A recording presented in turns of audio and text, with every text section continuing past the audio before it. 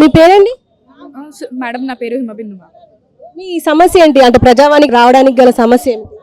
Madam నేను TSPSC conduct చేసిన exam grade 1 supervisor extension officer exam జనవరి 8కి రాశాను మేడం. రిజల్ట్స్ మాకు మార్చ్ 3కి వచ్చేసింది 2023లోనే. రిజల్ట్స్ తొందరనే వచ్చేసాయి.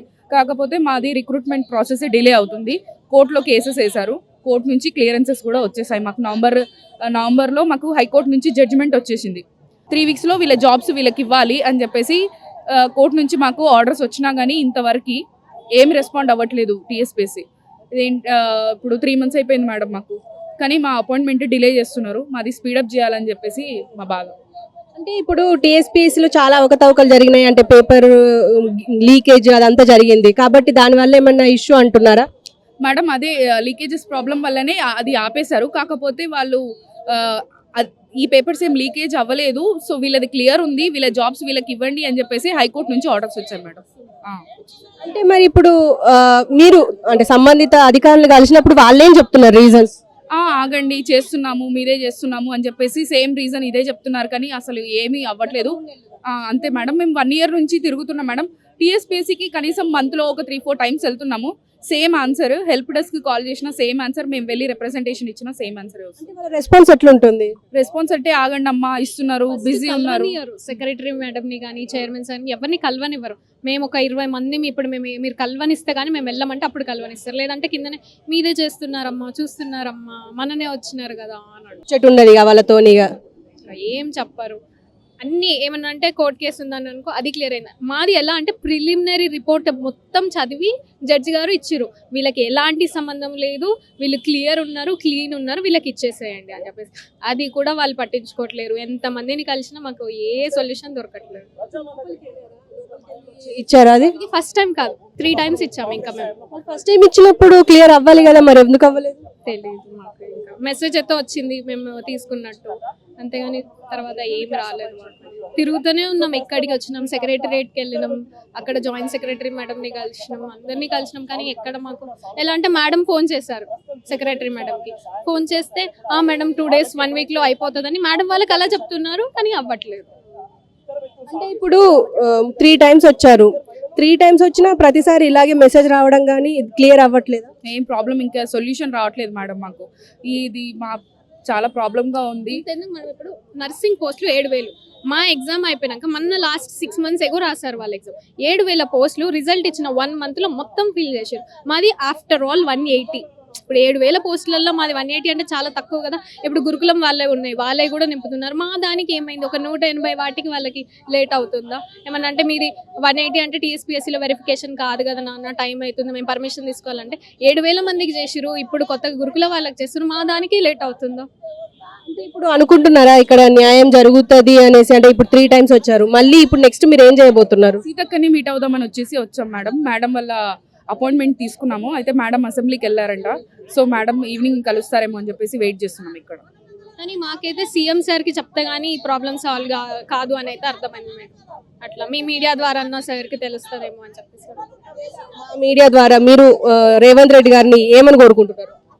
ఏం లేదు మేడం, ఇప్పుడు సార్ వచ్చి రాగానే మహిళలకి నర్సింగ్ వాళ్ళకి 7,000 మందికి జాబ్లు ఇచ్చారు. మేము కూడా మహిళలమే, మాకున్నాయి 180 జాబ్లే, అవి మాకు జల్దీ ఇవ్వండి సార్.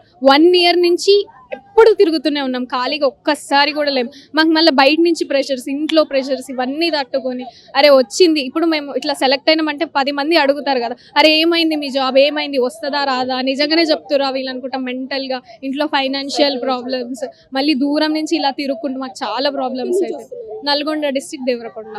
సో సార్ ప్లీజ్ మాది అర్థం చేసుకొని మాకు జల్దీ రిక్రూట్మెంట్ స్టార్ట్ చేస్తారని కోరుకుంటున్నాం సార్. మీకు కూడా న్యాయం జరగాలని మేము కూడా కోరుకుంటున్నాం. అంటే లేట్ అవ్వచ్చు కానీ ఖచ్చితంగా అవుతుంది, చూద్దాం. సో చూసారు కదా, రిక్రూట్మెంట్ అయినప్పటికీ వాళ్ళకి జాబ్ అలాట్మెంట్ జరగలేదు అని చెప్పేసి టీఎస్పీఎస్సీ, అసలు టీఎస్పీఎస్సీలో ఏం జరుగుతుంది అనేది మనం ప్రతిసారి చూస్తూనే ఉన్నాం. ప్రతిసారి అవకతవకలు ఏదో ఒకటి జరుగుతూనే ఉంది. ఇప్పుడు దాదాపు 180 రిక్రూట్మెంట్ ఇంకా అవ్వకుండా ఉండడం చాలా గమనీయం. చూద్దాం నెక్స్ట్ మరి వీళ్ళకి రేవంత్ రెడ్డి గారు న్యాయం చేస్తారా లేదా అనేది. బీఆర్ఎస్ ప్రభుత్వం అధికారంలో ఉన్నప్పుడు వాళ్ళ సొంత ఫ్లాట్లని, వాళ్ళ తల్లిదండ్రులు కొనుక్కొని పెట్టుకున్న ప్రైవేట్ ఫ్లాట్లని వేరే వాళ్ళకు అంటే వెల్మలకు అప్పచెప్పారు అని చెప్పేసి ఇక్కడికి ప్రజావాణి దగ్గరికి వాళ్ళ సమస్యలు చెప్పుకోవడానికి చాలా మంది వచ్చారు. వాళ్ళని అడిగి తెలుసుకుందాం. అమ్మ మీ పేరు? నా పేరు భాగ్య అండి. ఎల్బీ నగర్ నుంచి వచ్చాము. చెప్పండి మీ సమస్య పూర్తిగా చెప్పండి. మేము కానామెట్లో 1993లో ప్లాట్ కొనుక్కున్నామమ్మా. మాది చిన్న బిజినెస్ అమ్మా. ఏదో చదువు సంధ్య లేదు, ఏదో చిన్న దందా చేసుకొని రూపాయి కూడా పెట్టుకొని మా పిల్లల భవిష్యత్తు కోసం వస్తుంది కదా అని ఒక ప్లాట్ కొని పెట్టుకున్నాము. దాన్ని ఈ మధ్యన కేసీఆర్ ప్రభుత్వము వెలమ సంఘాలకని అప్పచెప్పిందండి. ఇది ఎంతవరకు న్యాయమని ఇవాళ రేవంత్ రెడ్డి గారిని మా వినతి పత్రం ఇవ్వడానికని వచ్చాను. ఇది వెలమ సంఘానికి ఆల్రెడీ 5 ఎకరాల గవర్నమెంట్ ల్యాండ్ అని బయటకేమో అదే చెప్తున్నారు. కానీ దాని పక్కకున్న మా ప్రైవేట్ 32 ప్లాట్లు కూడా ఆక్యుపై చేసుకొని వాళ్ళు దౌర్జన్యంగా లాక్కున్నారు. ఇది ఎక్కడ న్యాయం అని మేము అడిగితే కోర్టుకు పోయి మేము స్టే తెచ్చుకున్నా కూడా పోయి కండెంప్ట్ వేసుకొని అని వాళ్ళు గోడలు కట్టుకున్నారు పోలీస్ సపోర్ట్లతో. కానీ మొత్తం గవర్నమెంట్ అంతా వాళ్ళకే సపోర్ట్ అండి. ఏ మాత్రం మాకు అనుకూలంగా ఇవ్వలేదు. కోర్టుకు పోయినాము, లక్షలు లేకున్నా కూడా అప్పు తెచ్చి కోర్టులో మేము పెట్టుకొని స్టే తెచ్చుకున్నాక కూడా వాళ్ళు మమ్మల్ని పోలీసులను మొత్తం మేము పోయామంటే చాలండి బెటాలియన్ దింపి మమ్మల్ని పక్కకు దోసి వాళ్ళు గోడలు కట్టుకొని వాళ్ళ బోర్డు పెట్టుకొని నిలబడ్డారండి. వాళ్ళ 3 ఏళ్ల నుంచి పోరాడుతున్నామండి పాత గవర్నమెంట్తో. మాకు ఏ మాత్రం న్యాయం జరగలేదు. ఇప్పుడు సీఎం రేవంత్ రెడ్డి గారికి మా బాధలు చెప్పుకుంటే కనీసం వీరన్నా మాకు మా జీవితాల్లో వెలుగు నింపుతారన్న ఆశతో వచ్చామండి ఇక్కడికి. ఇంతకు ముందు అంటే ఈ సమస్య మీకు ఎప్పుడు తెలిసింది? అంటే మా ప్లాట్లు వేరే వాళ్ళ వెల్మ సంఘానికి ఇచ్చేశారు అని చెప్పి మేము ఆల్రెడీ అక్కడ పక్కన కరోనా టైంలో అండి ఆల్రెడీ అక్కడ పక్కన ముస్లిమ్స్ వాళ్ళు 5 ఎకరాలు పొలం చేసుకుంటూ ఉంటారండి. అయితే రాత్రికి రాత్రి వాళ్ళ పొలాలు దున్నేసి వాళ్ళవి తీసుకుంటే మేము తెల్లారేపాటికి వెళ్ళాము. అరే ఇదేంటి మా ప్లాట్లు ఉన్నాయి ఇక్కడ అంటే అక్కడ ఉన్న వాళ్ళు పెద్ద మనిషి అప్పుడు అక్కడ కరీంనగర్ ఎమ్మెల్సీ భానుప్రకాష్ గారు అనుకుంటా వాళ్ళ సైడ్ వాళ్ళందరూ వెలమ సంఘం వాళ్ళు వచ్చి లేదు ఇది గవర్నమెంట్ వెలమ సంఘానికి అలాట్ చేసింది అంటే ఇక్కడ పక్కన మా 32 మంది మేము ప్లాట్లు ఉన్నామంటే లేదండి మేము ప్లాట్ల దాకా రావట్లేదు మాకు ఇచ్చింది ఇక్కడికి 5 ఎకరాలే అని వాళ్ళు బౌండరీ చూపించారండి. చూపించినప్పుడు మేము హ్యాపీగానే ఫీల్ అయ్యాము. పోకెళ్ళే మా ప్లాట్ల దగ్గరికి రాలేదు, మీరు పక్కకే తీసుకున్నారు కదా మా ప్లాట్ల నుంచి రోడ్డు పోయిందండి. రోడ్డు పోయినప్పుడు మా ప్లాట్ల వాళ్ళకి TDR కూడా ఇచ్చారండి.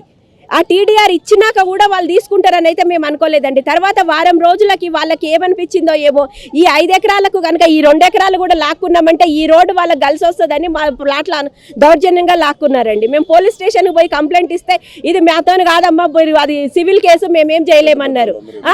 పోయి కోర్టుకు పోయి స్టే తెచ్చుకున్నామండి. స్టే తెచ్చుకున్నాక కూడా మమ్మల్ని పోలీసు వాళ్ళు మొత్తం బెటాలియన్ దిగి మమ్మల్ని పక్కకు దోసి వాళ్ళు గోడలు కట్టుకొని వాళ్ళు బోర్డు పెట్టుకున్నారు తప్పితే ఏ మాత్రం మా కేసీఆర్ గారి ప్రభుత్వం సహకరించలేదండి. సీఎం రేవంత్ రెడ్డి గారికి వాళ్ళ ప్రజావాణిలో మేము అప్లికేషన్ ఇచ్చాము. వారన్నా మా జీవితాల్లో కొంచెం సహాయం చేస్తారని కోరుకుంటున్నామండి. మొదటిసారి రావడం ఇక్కడికి? అవునమ్మా ఇవ్వాలి. అంటే అనుకుంటున్నారా ఖచ్చితంగా న్యాయం జరుగుతుంది అని? జరుగుతుందండి. మేము అన్యాయం ఏం చేయలేదండి. రూపాయి కష్టపడి మేము ప్లాట్ కొనుక్కున్న పైవే మేము దౌర్జన్యంగా ఒకరి ప్లాట్లు ఇప్పుడు వెలమ సంఘమోడు కనుక లాక్కున్నట్టు మేము ఎవరి ప్లాట్లు లాక్కోలేదండి. మా డబ్బులతో మేము కొనుక్కున్న ప్లాట్ అది ఖచ్చితంగా మాదే అండి. అది కరెక్ట్గా మాకే వస్తుంది. సీఎం గారు మాకు ఇస్తారన్న నమ్మకం కూడా మాకుందండి. సో చూశారు కదా వారి సొంత ప్లాట్లని ప్రైవేట్గా కొనుక్కున్న ప్లాట్లని వేరే వాళ్లకు అంటే వెల్మ సంఘానికి అప్పచెప్పడం చాలా దౌర్జన్యం అని చెప్పేసి ఇక్కడ రేవంత్ రెడ్డి పెట్టిన ప్రజాపాలనకి వచ్చి వాళ్ళకి ఖచ్చితంగా ఆయన నాకు సపోర్ట్ చేస్తారు, మాకు ఖచ్చితంగా మా ప్లాట్లు మాకు ఇప్పిస్తారని చెప్పేసి నమ్మకంతో ఇక్కడికి వచ్చారు. సో చూద్దాం వీళ్ళకి కూడా న్యాయం జరుగుతుంది అనేసి. ఇక్కడ BEd DSC ఆస్పిరెంట్స్ మనతో పాటు ఉన్నారు. ప్రజావాణికి వచ్చి వారి సమస్యను చెప్పడానికి వచ్చారు. సార్ మీ పేరు? మేడం నా పేరు బాలరాజ్ మేడం, మాది మహబూబ్నగర్ జిల్లా. సార్ చెప్పండి ఇప్పుడు ఏంటి సమస్య పూర్తిగా చెప్పండి. మేడం మేము BEd స్టూడెంట్స్ మేడం. మాకు ఇదివరకు ఎడ్జిట్ అవకాశం ఉంటుండే మేడం 1 to 5th వరకు చెప్పుకోవడానికి. గతంలో మాకు ఒక 2-3 నెలల కింద సుప్రీంకోర్టు జడ్జిమెంట్ తోటి మాకు ఎడ్జిట్ అవకాశాన్ని రాసుకునే అవకాశాన్ని కోల్పోయినాం మేడం. కోల్పోవడం వల్ల ఏమైందంటే పోతే పోయింది మా స్కూల్ అసిస్టెంట్ కోటనన్నా మాకు 100% భర్తీ చేస్తే కొంత న్యాయం జరుగుతుంది అని చెప్పేసి మేము ఆలోచన చేస్తే అందులో ఏమైంది మేడం అంటే జియో నెంబర్ 198 తోటి అక్కడ ఏముంది మేడం ఆ జియో నెంబర్లో అంటే ప్రతి 3 పోస్టులలో 2 పోస్టులు ప్రమోషన్ కోటా ద్వారా భర్తీ చేస్తే 1 పోస్ట్ మాత్రమే డైరెక్ట్ రిక్రూట్మెంట్ ద్వారా భర్తీ చేయాల్సి ఉందని చెప్పి ఎప్పుడో 1991లో ఇచ్చిన జియో మేడం. దాన్ని కాలానుగుణంగా అప్డేట్ చేయకుండా అట్లేగా కొనసాగించడం వల్ల మా BEd అభ్యర్థులకు చాలా అన్యాయం జరుగుతుంది మేడం. ఎట్లాగో ఇంతకుముందు ఎడ్జిట్ అవకాశం ఉండే కాబట్టి అప్పుడు అంటే నడిచింది. ఇప్పుడు ఎడ్జిట్ అవకాశం పోయింది. ఎడ్జిట్ అవకాశం పోయిన తర్వాతనన్నా ఆ జియోని అప్డేట్ చేసి మా BEd అభ్యర్థులకు అన్యాయం జరగకుండా న్యాయం జరిగే విధంగా దాన్ని అప్డేట్ చేస్తే బాగుంటుంది. ఏమైంది మేడం అంటే ఒక 4 lakhs BEd ఆస్పిరెంట్స్ తెలంగాణ స్టేట్లో ఉంటే కేవలం 7,200 స్కూల్ అసిస్టెంట్లే ఖాళీలు ఉన్నాయి మేడం. అందులో కూడా ఎడ్జిటి టీచర్లకు ప్రస్తుతం గవర్నమెంట్ ఎంప్లాయీస్ వాళ్ళు ఆర్థికంగా ఎలాంటి ఇబ్బంది లేదు, వాళ్ళకు ఉద్యోగం ఉన్నది, పెళ్ళిళ్ళు అయినాయి, భార్యలు ఉన్నారు, పిల్లలు ఉన్నారు, వాళ్ళు మంచిగా బతుకుతున్నారు. మేము నిరుద్యోగులం మేడం, రోడ్డు మీద ఉన్నాం. సో వాళ్ళకు ఉద్యోగాలు ఉన్న వాళ్ళకే మళ్ళీ ప్రమోషన్ కోట ద్వారా 70% భర్తీ చేయడం వల్ల, మాకు 30% డైరెక్ట్ రిక్రూట్మెంట్ చేయడం వల్ల ఏమవుతుందంటే జిల్లాకు కనీసం ఒక సబ్జెక్టు ఒక పోస్ట్ కూడా వస్తలేదు మేడం. నాది మహబూబ్నగర్ జిల్లా, maths school assistant 0, physical science school assistant 0, వేరే చాలా జిల్లాల్లో అన్ని స్కూల్ అసిస్టెంట్ పోస్టులు సబ్జెక్ట్కి 1-2-3 పోస్టులు కూడా వస్తలేదు మేడం. దయచేసి ఈ జీవోని సరి చేసి మినిమం తక్కువ 100% డైరెక్ట్ రిక్రూట్మెంట్ చేస్తే నో ప్రాబ్లం. వీలైతే లేని పక్షంలో కనీసం 80% అయినా డైరెక్ట్ రిక్రూట్మెంట్ ద్వారా భర్తీ చేస్తే మాకు చాలా న్యాయం జరుగుతుంది మేడం. అదేవిధంగా రీసెంట్గా ఆంధ్రప్రదేశ్ ప్రభుత్వం మేడం నిన్ననే బీడీ వారికి కూడా ఎడ్జిట్ అవకాశం ఇస్తున్నాము. ఎందుకు ఇస్తున్నామంటే సుప్రీంకోర్టు జడ్జిమెంట్ ఇచ్చినప్పటికీ NCTE national council for teacher education అనే ఆ సంస్థ నుంచి మాకు ఎలాంటి ప్రతిపాదనలు రాలేవు, ఎలాంటి గైడ్లైన్స్ రాలేవు, పాత విధానాలే అమల్లో ఉన్నాయి. కావున మేము పాత విధానాలనే అవలంబిస్తూ బీడీ వారికి కూడా మేము ఎడ్జిట్ అవకాశం ఇస్తున్నాం. వాళ్ళ నుంచి ఎలాంటి ఉత్తర్వులు రాలేవు కాబట్టి. సో అక్కడ ఆంధ్రప్రదేశ్ ప్రభుత్వంకి వాళ్ళు బీడీ వాళ్ళకి ఎడ్జిట్ అవకాశం రాసుకునే అవకాశం ఇచ్చినప్పుడు తెలంగాణ ప్రభుత్వం కూడా బీడీ వాళ్ళకి ఎడ్జిట్ అవకాశం రాసుకునే అవకాశం ఇవ్వచ్చు.